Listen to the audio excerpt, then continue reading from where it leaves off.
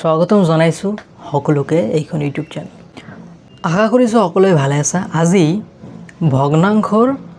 Part 3 অৰ্থাৎ ইয়াতে আমি PYQ পূৰ্ববৰ্তী প্ৰশ্নৰ সমাধান কৰিম। ঠিক আছে, আজি হল ডে 9 যে এনভিএছটি সিৰিজৰ আজি ডে 9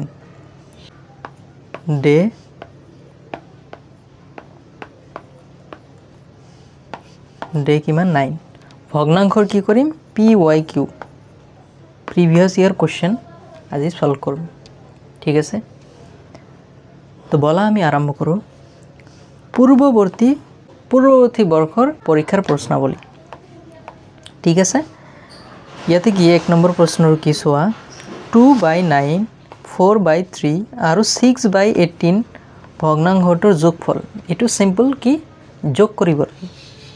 এতিয়া যোগ কৰিব লাগে 2/9 plus 4/3 plus 6/18। আমি প্ৰথমে কি কৰিব লাগে হৰ কিটা যে আছে 9 3 8 এই কেটাৰ কি লহাগু উলিয়াব লাগে। তেনেহলে 3 দি 3 3 গুণ 9 এবাৰ 3 6 গুণ 18 3 দি আৰু এবাৰ 3 দি দুবাৰ। তেনেহলে 3 into 3 into 2 equal to কিমান 3 3 গুণ 9 9 2 গুণ 18। হেকত আমাৰ লহাগুটো কিমান ওলাল 18। এতিয়া চোৱা সমান সমান তলত কি 18 9 যাব কিমান দুবাৰ এবাৰ 2 দি ওপৰত পূৰণ কৰা 2 2 গুণ 4 যোগ 3 যাব 6 বাৰ 6 4 গুণ 24 যোগ 18 যাব এবাৰ 6 1 গুণ 6 সমান সমান 4 আৰু 6 মিলি 10 10 আৰু 24 হ'ব 34। ঠিক আছে 34/18। এতিয়া এইটো আমি কি লঘিষ্ঠ লৈ ল'ব পাৰো 2 দি কাটা 17 2 গুণ 34 2 9 গুণ 18। আমাৰ आंसर হেকত কিমান হল 17/9। 17/9 আমাৰ आंसरটো হল এক নম্বৰটো আমাৰ आंसर। বুজি পালা এখন। এতিয়া আহি যোৱা আচ্ছা এখন কেতিয়া আহিছিল 2003। ঠিক আছে, এতিয়া আহি যাও কোশ্চেন নাম্বাৰ 2 এটো কি 2002 ত আহিছিল 2002 চনত। এইটো প্ৰশ্নটো চোৱা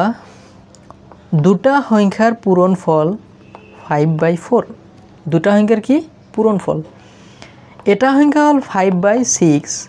আনটো সংখ্যা কি। তেনেহলে দুটা সংখ্যাৰ পূৰণফল কৈছে ধৰি লোৱা x এনেদৰে উলিয়াব পাৰা পূৰণ কিমান এটা সংখ্যা যদি ইমান থাকে 5/6 equal to 5/4 তুমি এনেদৰে উলিয়াব পাৰা x ৰ ভ্যালু উলিয়াব। এটো কেনেকৈ উলিয়াবা চোৱা x ইয়াতে থাকিব এইটা কি ইফালে যাব ইফালে যেতিয়া যাব তলৰটো ওপৰত যাব ওপৰটো তলত আহিব। তেনেহলে 5/4 পূৰণ ওপৰত 6 যাব তলত 5 আহিব। এবাৰ 5 কাটি দিয়া 4 দুইবাৰ তিনিবাৰ 2 দি দুবাৰ যাব 2 দি তিনিবাৰ যাব। তেনেহলে হেগত আমাৰ x টো কিমান ওলাল 3 ওপৰত তলত 2 ইমান ওলাল 3/2। आंसर কত আছে 3 নম্বৰত। বুজি পালা এখন। বা তুমি এনেকৈও কৰিব পাৰা কেনেদৰে দুটা সংখ্যাৰ পূৰণফল তেনেহলে এটা সংখ্যা এইটো এই সংখ্যাটো যেতিয়া ইয়াক ভাগ কৰিবা তেনেহলে আমাৰ आंसर ওলাই যাব। তেনেহলে 5/4 ভাগ 5/6 সমান সমান 5/4 ভাগটো যেতিয়া উঠাই দিবা পূৰণ দিবা 6 টো ওপৰত যাব 5 টো তলত আহি যাব 5 5 ক্যান্সেল। এবাৰ 2 দি যাব দুবাৰ 2 দি যাব তিনিবাৰ ইয়াতো কি आंसरটো আচ্ছা ওপৰত 3 তলত 2 ইয়াতে आंसरটো 3/2 ওলাল। বুজি পালা দুয়ো মেথডতে কৰিব পাৰা দুটা পদ্ধতিতে কৰিব পাৰা। এতিয়া আহি যোৱা নেক্সট কোশ্চেন লৈ কুৱেশ্যন নম্বৰ 3 ইয়াতে কি কৈছে তলৰ কোনটো ভগ্নাংশ অধক্ৰম প্ৰকাশ কৰা হৈছে এতিয়া অধক্ৰম কি ঊৰ্ধ্ব হল লাহে লাহে কি অপৰপিনে ডাঙৰ হৈ যাব সংখ্যাটো এবাৰ অধক্ৰমত কি হ'ব লাহে কি হ'ব ইমান থাকিলে লাহে সৰু হৈ আহিব অৰ্থাৎ প্ৰথমটো ডাঙৰ থাকিব তাৰ পাছত সৰু হ'ব তাৰ পাছত সৰু হ'ব তাৰ পাছত এটো হল অধক্ৰম মানে প্ৰথমৰ যেটো সংখ্যা থাকিব হেটো আটাইতকৈ ডাঙৰ থাকিব লাহে সৰু লৈ যাব এতিয়া চোৱা তলৰ কোনটো সংখ্যা অধক্ৰমত প্ৰকাশ কৰিছে গোটেই কেইটাৰ চোৱা লব যিমান কেইটাৰ দিছে 17 দিছে গোটেই কেইটা ইয়াতে 17 ইয়াতে এতিয়া আমি কি পঢ়িছিলো যে লব যদি একে থাকে হৰ যাৰ আটাইতকৈ সৰু হেইটোই আটাইতকৈ ডাঙৰ হ'ব বুজি পালা যাৰ লব অপৰৰ মানে অপৰৰ সংখ্যা কেইটা লব একে থাকিব হৰৰ যেটো হৰ আটাইতকৈ সৰু হেইটোই আটাইতকৈ ডাঙৰ তেনেহলে অধক্ৰম হ'বলৈ হলে কি হ'ব লাগিব প্ৰথমে ডাঙৰ হ'ব লাগিব মানে হৰ আটাইতকৈ প্ৰথমে সৰু হ'ব লাগিব লাহে হৰটো ডাঙৰ হ'ব লাগিব এতিয়া 25 তাৰপাছ 25 ঠিক আছে অপৰপিনে গৈছে তাৰপাছ 13 আহিলে তো নহব প্ৰথমে আমাক সৰু লাগিব এবাৰ ইয়াতে চোৱা 13 আছে 19 আছে 25 আছে 27 আছে এটো প্ৰথমে আটাইতকৈ সৰু আছে মানে এটো আটাইতকৈ ডাঙৰ নাম্বাৰ এইটো আটাইতকৈ ডাঙৰ তাৰ পাছতো আৰু সৰু তাৰ পাছতো আৰু সৰু তাৰ পাছতো আৰু আমাৰ এনসাৰটো হেগত কি হৈ যাব 2 নম্বৰটো আমাৰ এনসাৰ হৈ যাব বুজি পালা 2 নম্বৰটো আমাৰ এনসাৰ হৈ যাব ইয়াতে চোৱা প্ৰথমে 27 দি আছে তাৰ পাছ 19 প্ৰথমটো ডাঙৰ দিছে আমাৰ হৰ যদি ডাঙৰ থাকে হেতু কি সৰু হৈ যাব নাম্বাৰ আমাৰ প্ৰথমে কি লাগে আমাৰ ডাঙৰ নাম্বাৰ লাগে তেনেহলে হৰ প্ৰথমে আমাৰ সৰু হ'ব লাগিব ইয়াতে হেগৰটো দিছে ইয়াতে মাজত দিছে 13 ইয়াতে চোৱা প্ৰথমত দিছে প্ৰথমত হৰ যদি সৰু থাকে হে নাম্বাৰটো কি ডাঙৰ বুজি পালা এতিয়া আহি যোৱা কোৱেশ্চন নম্বৰ 4 ইয়াতে গোটেই কেইটা কি হৰ গোটেই কেইটা 17 আছে সেম আছে ভগ্নাংশ কেইটাক অধক্ৰমত হোৱা অধক্ৰম মানে কি প্ৰথমে ডাঙৰ তাৰ পাছত লাহে সৰু ইয়াতে কি আছিল অধক্ৰম আছিল আচ্ছা ইয়াতে দিছে ঊৰ্ধ্বক্ৰম বা ঊৰ্ধ্বক্ৰম যেটো ঊৰ্ধ্ব মানে প্ৰথমে সৰু থাকিব তাৰ পাছত ডাঙৰ তাৰ পাছত ডাঙৰ তাৰপৰ লাহে অপৰৰ পিনে যাব বুজি পালা এতিয়া চোৱা আমি কি জানো যে হৰ যদি গোটেই কেইটাৰ একে থাকে তেনেহলে লব যেটো ডাঙৰ থাকিব হেইটোই ডাঙৰ তেনেহলে ইয়াতে ঊৰ্ধ্বক্ৰমত লবলৈ হলে প্ৰথমে আমাৰ সৰু লাগিব তেনেহলে হৰ যাৰ সৰু থাকিব হেতু প্ৰথমত আহিব তেনেহলে ইয়াতে প্ৰথমে আহিব 5 তাৰ পাছত লাগিব কি 8 তাৰ পাছত আহিব 9 তাৰ পাছত 10 তেনেহলে আমাৰ ঊৰ্ধ্বক্ৰমটো কেনেকৈ হ'ব 5/17 তাৰ পাছত আহিব 8/17 তাৰ পাছত আহিব কি 9/17 তাৰ পাছত আহিব 10/17 এটো আমাৰ आंसर হ'ব এতিয়া মিলাই চোৱা প্ৰথমে 5 ইয়াতে নাই প্ৰথমে 5 ইয়াতেও নাই প্ৰথমে 5 ঠিক আছে তাৰ পাছত 9 আহিছে এটো নহব 5 8 9 10 এটো আমাৰ आंसर হৈ যাব তেনেহলে হেখত আমাৰ आंसरটো কি হ'ল 4 নম্বৰটো আমাৰ आंसर হৈ গল বুজি পালা এখন কেনেকৈ কৰিলো এইখন 2000 চনত আহিছিল এতিয়া আহি যোৱা কোৱেশ্চন নম্বৰ 5 ইয়াৰ মান মানে এটো কি কেৱল পূৰণ কৰিব লাগে এটো সহজ আছে 2 প্ৰথমে মিশ্ৰৰ পৰা কি কৰা অপ্ৰকৃতত বা ভগ্নাংশত লহা 2 2 গুণ 4 1 5 5/2 হ'ব পূৰণ 3 3 9 আৰু 1 10 তলত 3 হ'ব 4 4 গুণ 16 আৰু 1 17 হ'ব তলত 4 হ'ব ঠিক আছে দে তলত চোৱা পূৰণত আমি কি কৰো যিমান কেটা লব আছে এইকেটা পূৰণ হ'ব যিমান কেটা হৰ আছে এইকেটা পূৰণ হ'ব ঠিক আছে 5 * 10 * 17 তলত কি 2 * 3 * 4 ঠিক আছে এতিয়া চোৱা কাটাকাটি যায় নেকি 2 দি যাব 5 বাৰ বাকি আৰু নাযায় 4 3 গুণ 12 ওপৰত 5 5 গুণ 25 পূৰণ 17 এতিয়া 25 পূৰণ 17 7 5 গুণ 35 ৰ 5 3 বাকি 7 2 গুণ 14 15 16 17 25 5 2 5 2 3 4 4 শেষত আমাৰ এনসাৰটো কিমান হল 4 2 5 তলত হল 12 এইটো আমাৰ শেষত কি এনসাৰ হল এতিয়া আমাৰ কি কৰিব লাগিব মিশ্ৰ ভগ্নাংশত লব লাগিব এতিয়া মিশ্ৰ ভগ্নাংশত কেনেকৈ লবা মিশ্র ভগ্নাংশ একেবারে ইজি 4 2 5 ক কি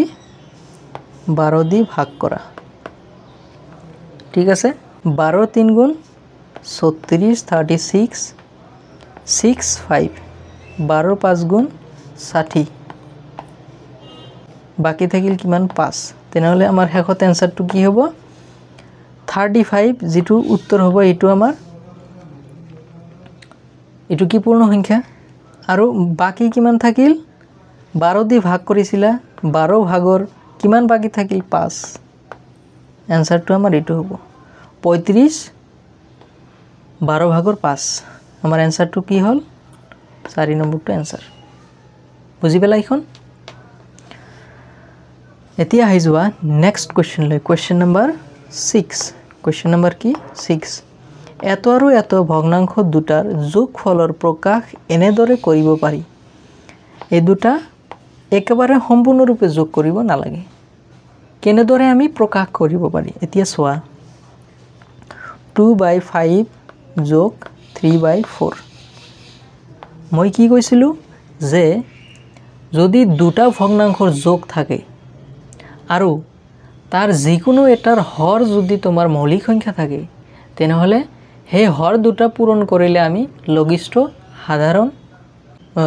সাধাৰণ গণিতক আমি উলিয়াব পাৰো তেনেহলে ইয়াতে চোৱা 5 আৰু 4 5 তো আমাৰ মৌলিক সংখ্যা তেনেহলে 5 4 গুণ 20 হ'ব আমাৰ লঘিষ্ঠ সাধাৰণ কি গণিতক লঘিষ্ঠ সাধাৰণ হৰ যেটো হেতু 5 * 4 হল এতিয়া 5 যাব কিমান বাৰ 4 বাৰ যাব তেনেহলে 4 4 বাৰ গলে 4 * 8 আকৌ * 2 কৰিব লাগিব এতিয়া যোগ কৰা তাৰ পাছত 4 কিমান বাৰ যাব 5 বাৰ যাব 4 5 গুণ 4 দি 5 বাৰ যাব 5 ৰাখা এবাৰ 5 দি আকৌ ওপৰত যে 3 আছে তাৰ লগত পূৰণ কৰিব লাগিব তেনেহলে আমাৰ কি সোৱাচন এইটো আছে নেকি 5 * 4 ইয়াতে আছে 5 * 4 ইয়াতে আছে এইটো নহব তলত 5 + 4 আছে 5 * 4 এইটো নহব আমাৰ 1 আৰু 3 ৰ মাজত হ'ব ওপৰত চোৱা ইয়াতে 2 + 3 দিছে হেকাৰণে আমাৰ 3 নম্বৰটো নহব শেষত আমাৰ এনসাৰটো কি হৈ যাব 1 নম্বৰটো আমাৰ এনসাৰ হৈ যাব বুজি পালা ইয়াতে কেৱল 4 * 2 দিছো ইয়াতে 2 * 4 দিছে একে হ্যাঁ তাৰপৰ 3 * 5 আৰু 5 * 3 তো একে হেকাৰণে আমাৰ শেষত এনসাৰটো বুজি পালা এখন এতিয়া আহি যোৱা কোৱেশ্চন নম্বৰ 7 কোৱেশ্চন নম্বৰ 7 ত কি কৈছে এত আৰু এতৰ যোগফলক এনেদৰে প্ৰকাশ কৰিব পাৰি আচ্ছা দুয়োটা প্ৰশ্ন একে ধৰণৰ প্ৰশ্ন কিন্তু প্ৰশ্নৰ মান বিলাক বেলেগ বেলেগ ঠিক আছে এটো ঠিক আগৰটোৰ দৰে এটো তোমালোক হোমৱৰ্ক দিলো তো কৰিবা হা তো কেনেকৈ হ'ব 3 আৰু 5 দুয়োটা মৌলিক সংখ্যা 3 * 5 3 * 7 তলত হ'ব 3 * 7 কত আছে ইয়াতে আছে এবাৰ এই দুয়োটাৰ মাজত কোনটো হ'ব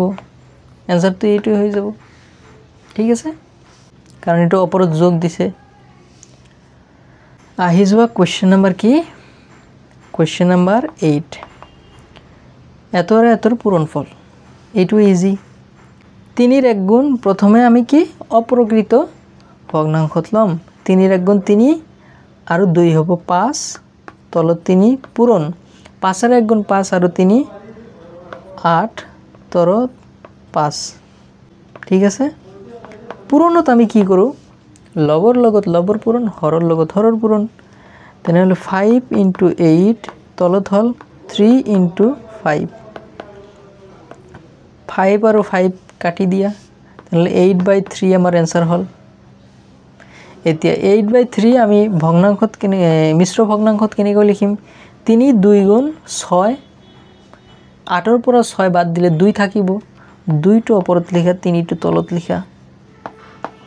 2 2/3 2 2/3 আমার आंसर টু এক নম্বরটা আমার आंसर হই বুঝি পেলা এখন এতিয়া আহি যোৱা নেক্সট কোশ্চেন লৈ কোশ্চেন নাম্বাৰ 9 এত আৰু এতৰ পূৰণফল এইটো পূৰণফলে কৰিব দিছে প্ৰথমে মিশ্ৰ ভগ্নাংশত আছে আমি কি কৰিম প্ৰথমে কি কৰিম আমি 3 2 গুণ 6 আর 1 7 7 তলত 2 পূরণ কি 3 2 গুণ 6 আর 1 7 তলত হল 2 দুইটা একে তেনে হলে 7 7 গুণ 49 তলত হল 2 2 গুণ 4 4 কিমান বার যাব 4 এর 1 গুণ 4 4 এর 2 গুণ 8 এক থাকিব 4 आंसर टू 12 1/4 12 1/4 আমার आंसर टू হেকত 4 নম্বরটো आंसर হৈ গল এটো ইজি আছিল ন সেম সংখ্যাৰে পূৰণ 7/2 * 7/2 7 7 গুণ 49 2 2 গুণ 4 এবার 49 ক 4 দি ভাগ দিয়া 4 12 গুণ কিমান 48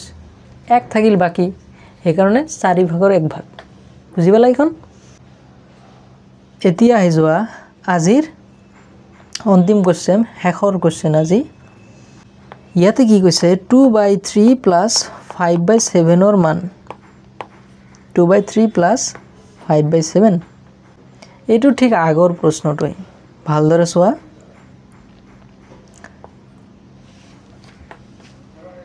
কৰিব পাৰিবা জানো 3 আৰু 7 কি মৌলিক সংখ্যা তেনে 3 * 7 আহিব তলত 3 * 7 কত আছে ইয়াতে আছে এটো তোমালৈ কৰিবা কিমান হ'ব 3 7 এটো নহব এটো তো নহব 2 + 5 আছে তেনে হলে হেকত আমাৰ आंसर টু কি হল এইটোই আমাৰ आंसर হৈ ঠিক আছে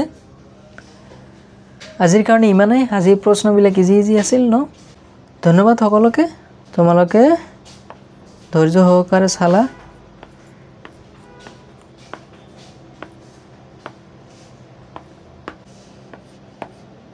थैंक यू नेक्स्ट भिडिओ बा नेक्स्ट डे 10 আমি কি চাম